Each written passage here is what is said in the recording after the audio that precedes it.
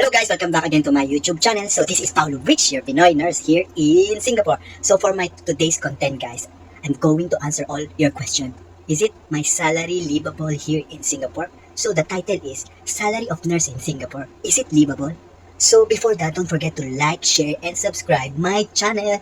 So like what I said guys, I've been receiving this question many times. So this is the time now for me to answer this. So I guess I've been sharing to all of you how much I earn here in Singapore. So for this content, I'm going to share what is the tip to make your salary livable here in Singapore. Okay? So I made a list again how to make your salary livable here in Singapore. Okay? First is accommodation. So like what I said in my previous vlog, nurses cannot afford to rent the whole flat or else all of their salary will go to the rental. So my first tip is to rent a room only. Rent a room or share a room. So this will make you save more. So usually the room rental will cost $800 per month. So if you can bear the cost of $800 per month, why not? So you will have your privacy and etc. But if you want to save more, then you can share a room. So two of you in one room, then you will just need to pay $400 each, something like that. So it's just an estimation but the room rental now is quite high here in Singapore. Then of course, then don't forget that you need to pay electricity, water, internet bills. So that's the reason you need to share. You need to share with other people so that the bills you will share to each other. Okay? I hope you understand that. So first is accommodation, and that's my first tip. Find accommodation that you need to share a room or room rental. Second in my tip, of course, once you find your accommodation, make sure your accommodation is near to your workplace. Make sure that it's near to your workplace. Find a room that is near to your workplace so that you don't need to spend for your transportation. Okay? It's better to find a place near to your workplace. Not only you can save the cost for your transportation, and also you can save your life. You know why? Because working in hospital is very stressful. So sometimes if you still need to travel from your home to the hospital and the travel is quite long, then you will feel very tired. So it's better that it's like walking distance only, so you can rest early. But if you cannot find a place near to your workplace, I advise maybe 3 bus stop away, or 3 to 5 bus stop away should be okay. And also for myself, I have a bicycle. So if you know how to ride a bicycle, then it's good also to have a bicycle. It's easy, very easy. Like 5 minutes or 10 minutes, you're ready. You're in your workplace. So that is second in my tip. Okay. Third in my tip. Okay.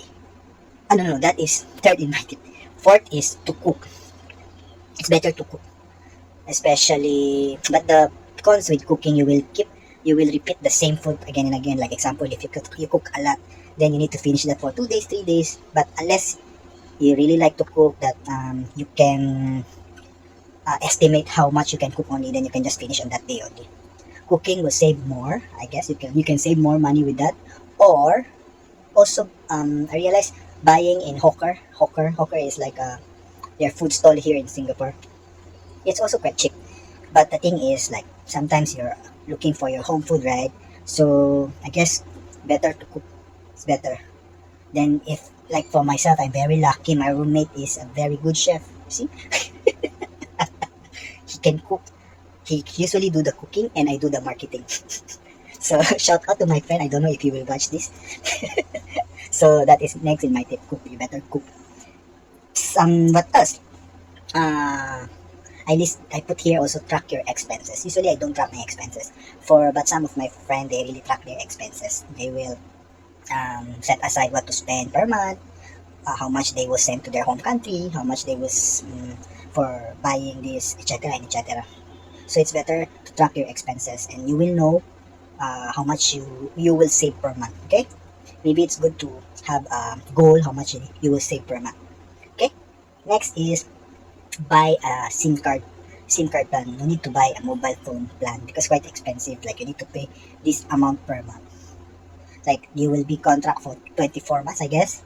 So it's better to buy a SIM card plan only. So I guess that's one of some of my friends also, they're quite long time already in Singapore, but they never even really buy a SIM card plan. They will just top up. They will just buy a prepaid card to top up their load. So they really save a lot of money. Okay. Next is overtime. Overtime is like example, your manager asks you to work, of course, just say yes. Or example, they ask you to cover one of your colleague. Okay, it's better to, I mean, if you have nothing to do at home, just say yes. But make sure you still have enough rest, okay? That you should have a work-life balance, okay? Not always keep on working and working because or else, I mean, like, you will be stressful. But it depends on your goal. It really depends on your goal. It really depends on what's your goal within this year, how much you need to save, and etc. etc. 10 is 9. The other one is part-time job. Usually, I don't recommend this because, I mean, I don't recommend for you to do part-time job because it's illegal here in Singapore, especially if you're if you're holding a working visa only, okay? Remember that it's illegal to do part-time job here in Singapore. If you're holding a working visa, you can only do a part-time job once you are permanent residents or a Singaporean, okay? Remember that. 10 is find an extra income, maybe. That's the extra income that is legal. Like for myself, lucky my YouTube channel is monetized. I can earn a bit only, but I'm not expecting to earn a lot here because I'm not that famous. But I'm doing this YouTube for to be able to help those new nurses who's coming here in Singapore, so that they will have idea about the situation here as a nurse. Sorry, I'm coughing. 11, lastly, is I think it depends on your lifestyle. It really depends on your lifestyle. So it depends also on your goal. So if you really want to spend your money, even example today is your salary, you can finish that within 1 hour. You just go to Louis Vuitton and buy one bag, then your own salary will be finished. Somewhere in Singapore is there's a lot of shopping malls, etc. It's easy to spend your money here in Singapore. Very easy. Okay? So it's up to you how you will control yourself. That's why, like what they said, yeah, in Singapore, you can earn this much, but half of your salary will still go back.